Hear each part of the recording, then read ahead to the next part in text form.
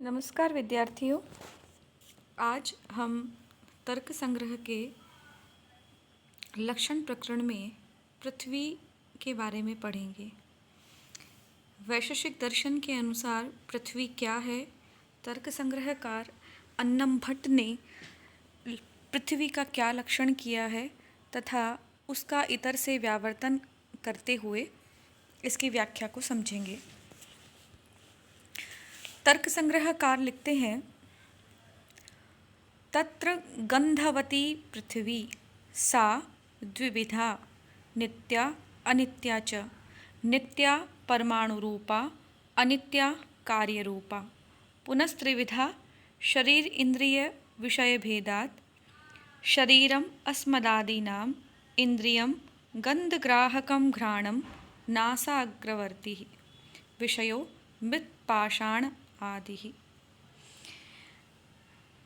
तत्र गंधवती पृथ्वी। पृथ्वी शब्द जो है वह स्त्रीलिंग का है। अब गंध शब्द से जब मतु प्रत्यय करते हैं तो शब्द बनता है गंधवान।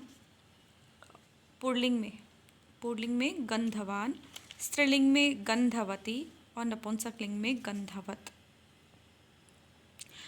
तो यहाँ पर स्त्रीलिंग है चूंकि पृथ्वी, तो इसके लिए शब्द आया गंधवती। यही पृथ्वी का लक्षण है कि पृथ्वी कैसे होती है। पृथ्वी है गंध वाली। यहाँ पर तत्र शब्द का और प्रयोग किया गया है, तो उससे यह बताना चाह रहे हैं कि हमने जो 9 द्रव्य पढ़ने प्रारंभ किए थे, 9 द्रव्य जो बताए थे, पृथिव्यप तेजो वायव्य आकाश काल दिक् आत्मा मनांसी, ये जो 9 द्रव्य बताए थे, उन 9 द्रव्यों में से तत्र यानी वहाँ में से पृथ्वी कैसी है? गंधवती, गंधवाली। तो पृथ्वी स्त्रीलिंग में है और यहाँ पर गंध शब्द में मतु प्रत्यय करके और फिर उसके बाद स्त्रीलिंग की विवक्षा में घी प्रत्यय करके गंधवती शब्द बना। सा द्विविधा, वह 2 प्रकार की है। 2 प्रकार की है। द्विविधा शब्द भी स्त्रीलिंग का है, सा भी स्त्रीलिंग का है। नित्या अनित्या च, वह कैसी है? एक तो नित्या पृथ्वी है, एक अनित्या पृथ्वी है। नित्या किस रूप में है? परमाणु रूप में है। और अनित्या किस रूप में है? कार्य रूप में है। हम आगे समझेंगे कि ये परमाणु रूप वाली पृथ्वी क्या होती है और कार्य रूप वाली पृथ्वी क्या होती है। पुनः त्रिविधा, फिर यह 3 प्रकार की है। यानी नित्य अनित्य एक भेद तो इसका यह हो गया, दूसरे प्रकार का जो इसका भेद है वह 3 प्रकार का, 3 तरह से है। शरीर रूप में पृथ्वी, इंद्रिय रूप में पृथ्वी और विषय रूप में पृथ्वी। मतलब कि नित्य और अनित्य रूप में जो पृथ्वी है उसमें अनित्य रूप वाली जो पृथ्वी है, उस अनित्य रूप वाली पृथ्वी के 3 भेद हैं। वह 3 भेद क्या? एक तो शरीर, फिर दूसरा इंद्रिय और तीसरा है विषय। शरीर क्या? अस्मदादि नाम, हमारा जो शरीर है वह पृथ्वी का बना हुआ है। इंद्रिय क्या? गंध ग्राहकम घ्राणम, गंध को ग्राहकम ग्रहण करने वाली घ्राण नामक, घ्राण होती है नासिका जो गंध को ग्रहण करती है। वह कहाँ है? नासा अग्रवर्ती, वह नासिका के अग्रभाग में स्थित होती है।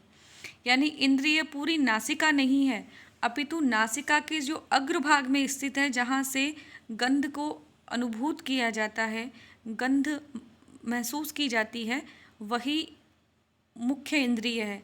बाकी तो शारीरिक बनावट के लिए है। और विषय क्या है? मृत यानी मिट्टी और पाषाण आदि यानी पत्थर आदि, मिट्टी पत्थर आदि जो भी हैं वो सब विषय रूप में पृथ्वी है। अब चूँकि हम दर्शन पढ़ रहे हैं तो इतनी सी व्याख्या से काम होगा नहीं, और इसकी व्याख्या के लिए या इस वाले पैराग्राफ को और समझने के लिए हमें पदकृत्य को अपनाना होगा।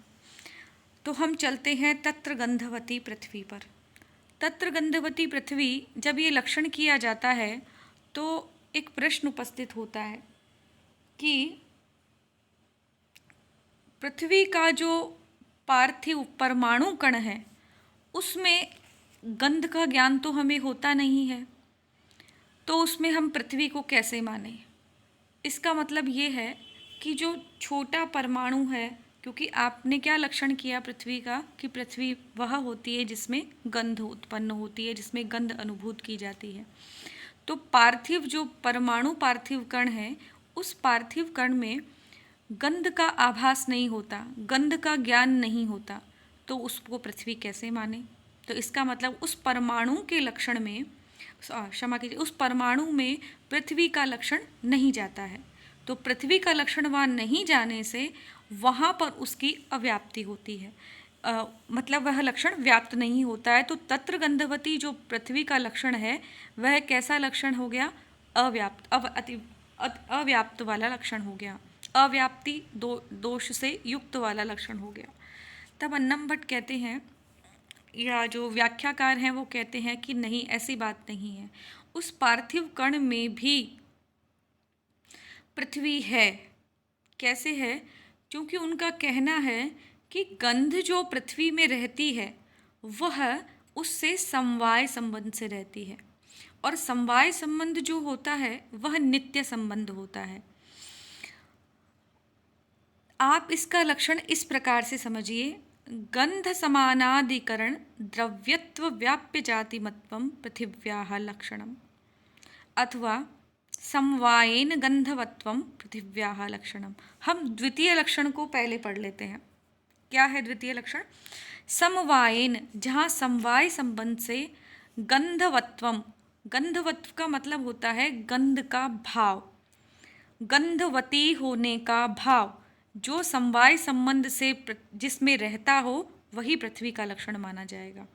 यानी गंध हमें आ रही है अथवा नहीं, ये तात्पर्य नहीं, उसमें समवाय संबंध से गंध का भाव प्रथम परमाणु के अंदर भी रहेगा, यही पृथ्वी का लक्षण है। कहने का तात्पर्य और समझिए कि जो पार्थिव कण है, जो परमाणु का कण है, उसमें समवाय संबंध से गंध वहाँ पर रह रही है, तभी तो एक परमाणु और एक परमाणु यानी दो परमाणु मिलकर के द्वयणुक बनेंगे।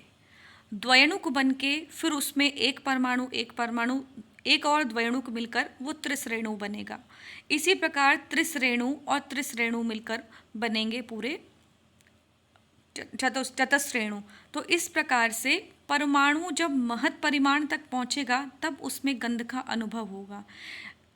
यदि परमाणु में ही गंध नहीं है, यद्यपि परमाणु चूँकि हमें आँखों से दिखाई नहीं देता है, लेकिन उसमें गंध आँखों से भी नहीं दिखता है और उसमें गंध का आभास भी नहीं होता है, लेकिन यदि प्रत्येक परमाणु में गंध समवाय संबंध से नहीं रह रही होती, वहाँ पर वह नित्य संबंध से नहीं रह रहा होता, तो फिर महत् परिमाण में भी जब द्वयणुक त्रिश्रेणु चतुश्रेणु जैसी स्थिति बनती है और फिर महत् परिमाण बनेगा पृथ्वी का, तब वहाँ पर गंध कैसे आएगी? तो पृथ्वी का लक्षण उस परमाणु तक भी पहुँचे, उसके लिए यहाँ पर समवायेन गंधवत्वं पृथिव्याः लक्षणम, यह लक्षण किया गया कि समवाय संबंध से गंध का जो भाव है, गंध होने का जो भाव है, वह परमाणु में रहता है। तो प्रत्येक परमाणु में इस प्रकार से पृथ्वी का लक्षण घटित होने लगेगा। दूसरा लक्षण जो है थोड़ा कठिन जानने में लग रहा है, गंध समानाधिकरण द्रव्यत्व व्याप्य जातिमत्वं पृथिव्याः लक्षणम। ये लक्षण थोड़ा सा क्लिष्ट है, इसे इस प्रकार से समझिए। देखिए, पृथ्वी में गंध रहती है तभी वह पृथ्वी कहलाती है। पृथ्वी के परमाणु में भी गंध है, तभी वह परमाणु द्वयणुक बनकर त्रिश्रेणु बनकर चतुश्रेणु बनकर गंध का आभास देता है और फिर वह महत् परिमाण तक पृथ्वी हमको दिखाई देने लगती है। तो गंध जिस अधिकरण में रह रहा है, जिस अधिकरण में रहता है या रहती है, गंध जिस अधिकरण में, अधिकरण का मतलब होता है आधार। क्योंकि गंध एक क्या है? रूप, रस, गंध, स्पर्श, संख्या, परिमाण, ये जो हमने 24 गुण पढ़े हैं, ये किसी न किसी द्रव्य में रहते ही हैं। तो गंध जिस अधिकरण में रह रहा है, यानी जिस द्रव्य में रह रहा है, उसी में द्रव्यत्व की व्याप्य जाति भी रहती है। यानी जो परमाणु है, परमाणु यानी वो छोटा सा जो अंश है पृथ्वी का, पृथ्वी का जो वो छोटा परमाणु है, उस परमाणु में द्रव्यत्व भी रह रहा है और उसमें पृथ्वीत्व भी रह रहा है। उसी द्रव्यत्व और पृथ्वीत्व जिसमें रह रहा है, उसी में ही गंध भी रहती है। यही यहाँ पर लक्षण का तात्पर्य ये है कि जिसमें द्रव्यत्व का और द्रव्यत्व की जो व्याप्य जाति यानी छोटी जाति है, द्रव्यत्व बड़ी जाति, पदार्थत्व उससे बड़ी जाति, और द्रव्यत्व की छोटी जाति क्या हुई, पृथ्वीत्व। तो जिसमें द्रव्यत्व है, जिस कण के अंदर जिसमें पृथ्वीत्व रह रहा है, द्रव्यत्व की व्याप्य जाति जहाँ पर रह रही है, वहीं पर उसी अधिकरण में गंध भी रहती है। यह इसका उसका जवाब है कि पार्थिव कणों में गंध का जो हमें अनुभव नहीं होता है, पार्थिव जो परमाणु कण है उसमें हमें गंध का अनुभव नहीं हो रहा है, तो क्या वहाँ उसमें पृथ्वी का लक्षण नहीं जा रहा है? उसमें पृथ्वी का लक्षण ले जाने के लिए कहा कि जहाँ पर उस परमाणु पार्थिव कण में जहाँ आपको गंध का अनुभव नहीं हो रहा है, उसी अधिकरण में गंध का अनुभव भले ही नहीं हो रहा हो, लेकिन उसमें गंध रह रही है, क्योंकि उसी अधिकरण में द्रव्यत्व और उसकी व्याप्य जाति जो पृथ्वी है वह भी रहती है।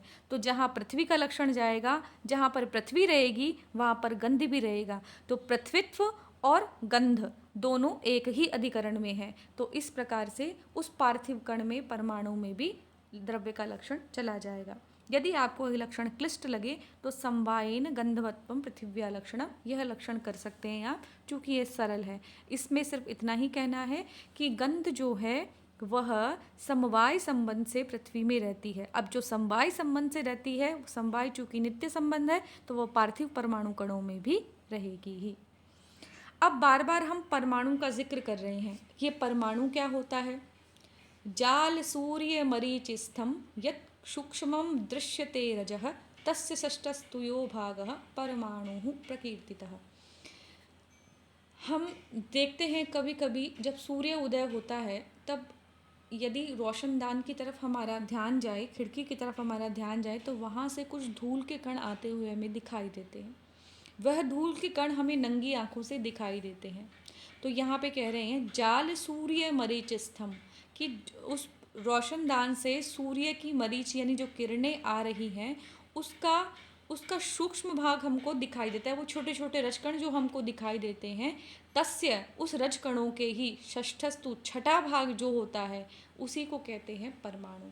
तो उसका छठा भाग हमें दिखाई नहीं देता है, तो वही है। यानी त्रिश्रेणु को जब दो भागों में बांट दिया जाए, तो उसके बाद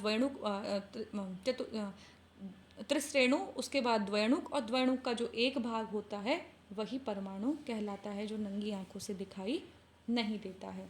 तो इस प्रकार से जो हमने पृथ्वी के लक्षण किए कि वह गंधवती पृथ्वी है, तो इसमें एक शंका उत्पन्न हुई थी कि परमाणु जो भाग है उसमें गंध नहीं आती है, तो वहाँ पृथ्वी का लक्षण नहीं जाएगा। तो उसके लिए उसका समवाय संबंध से जोड़ दिया, और उसी परमाणु में उन्होंने द्रव्यत्व की व्याप्य जाति यानी द्रव्यत्व जाति और उसकी व्याप्य जाति पृथ्वीत्व जाति, क्योंकि जाति हमेशा हर परमाणु में हर जगह पर नित्य ही रहती है, तो वो द्रव्यत्व की व्याप्य जाति यानी पृथ्वीत्व जाति वहाँ रहेगी, तो गंध भी उसी अधिकरण में रहेगा। इस प्रकार से परमाणु में भी पृथ्वी का लक्षण घटित होने लगेगा। तो अब यह पृथ्वी दो प्रकार की है, नित्य रूप में और अनित्य रूप में। ये नित्य रूप में पृथ्वी कैसी होगी? तो परमाणु रूप में। चूँकि परमाणु नित्य है, इस सृष्टि की उत्पत्ति से पहले भी वह था, और इस सृष्टि के यानी इस पृथ्वी के महत् परिमाण में पहुंचने के बाद भी वह परमाणु रूप में पृथ्वी तो रहेगी ही। परमाणु रूप में पृथ्वी रहेगी तभी वह महत् परिमाण पर तक पहुँचेगी, तभी उसका विनाश होगा। और जो अनित्य रूप में पृथ्वी है, वह चूँकि ये महत् परिमाण वाली पृथ्वी है जो हमको दिखाई देती है, ये मिट्टी पत्थर आदि, ये शरीर हमारा, ये नासिका हमारी इंद्रिय रूप में, ये सभी क्या है? ये महत् परिमाण के रूप में है, छोटे छोटे परमाणुओं से मिलकर बनी है, तो इनका ध्वंस भी होगा। लेकिन ध्वंस होने के बाद में अंततः क्या बचेगा? परमाणु रूप में पृथ्वी बचेगी ही। तो अनित्य है वह कार्य रूप में है। कार्य रूप में मतलब जो जो चीज़ हमको दिखाई दे रही है, जैसे ये शरीर। अब शरीर क्या होता है? तो शरीर का जो लक्षण करते हैं वो कहते हैं आत्मनो भोगायतनम शरीरम चेष्टाश्रयो वा, कि यह हमारे भोग का जो आयतन है वह शरीर कहलाता है। ठीक है, तो यह शरीर होता है, और उसके बाद है तीसरा इंद्रिय, गंध ग्राहकम, गंध का ग्रहण करने वाली जो इंद्रिय है वो। तो शरीर से संयुक्त होने पर भी ज्ञान का जो करण मानी जाती है, क्योंकि ये शरीर है, इस शरीर में हमको ऐसा तो नहीं है गंध का अनुभव होने लगेगा। इस गंध का अनुभव करने के लिए एक इंद्रिय है, और वह कहाँ है? नासिका के अग्रभाग में स्थित है। फिर विषय कौन से हैं जिनको देखकर हमको गंध का अनुभव करना है, या पता लगे हमको कि इसमें गंध है, इसमें गंध है? तो वह विषय है मिट्टी और पत्थर आदि। तो मिट्टी और पत्थर आदि ये हमारे क्या हैं? इसके विषय हैं। अब कभी कभी एक प्रश्न उपस्थित होता है हमारे मन में कि फूल को देखा उसमें गंध आ रही है, जल को लिया हाथ में उसमें गंध आ रही है, कभी कभी वायु में भी गंध आ रही है। तो इसका मतलब क्या? तो वायु भी पृथ्वी है, जल भी पृथ्वी है, तो उसमें पृथ्वी को कैसे पहचाने? तो ये एक समझने की बात है कि जो निर्गंध पुष्प है, जिसमें कोई पुष्प नहीं, जिसमें कोई गंध नहीं है, उसमें पृथ्वी का अंश नहीं है। जहाँ कहीं भी हमको गंध का अनुभव हो रहा है, इसका तात्पर्य है कि उसमें पृथ्वी का अंश है। चाहे जल है, जल में जल का अंश तो है ही है, लेकिन गंध वाला जो भाग है वह पृथ्वी का ही होगा। तो आज के लिए इस पृथ्वी प्रकरण में इतना ही। और अभ्यास प्रश्नों में 3 प्रश्न हैं आपके लिए। पृथिव्याः लक्षणम किम, पृथ्वी का लक्षण क्या है? आप इसे डिटेल में लिखिएगा, गंधवती पृथ्वी के साथ समवाय संबंध वाला लक्षण भी लिखिएगा इसमें। फिर लक्षणस्य अतिव्याप्ति दोषः किम भवति, लक्षण का अतिव्याप्ति दोष क्या होता है? इसको आप पृथ्वी के लक्षण में घटाकर लिखिएगा, अथवा आप जो कल हमने चर्चा की थी लक्षण के तीनों दोषों के बारे में, अतिव्याप्ति, अव्याप्ति, असंभव, उनके वहाँ से भी आप लिख सकते हैं। तर्क संग्रहकारस्य स्वोपज्ञ टीका का, उन्होंने जो अपनी टीका लिखी है उसका नाम क्या है, वो आपको यहाँ पर लिखना है। अगली कक्षा में हम पृथ्वी के आगे जो 9 पदार्थ हैं, जल, तेज, वायु, आकाश आदि के बारे में चर्चा करेंगे। धन्यवाद।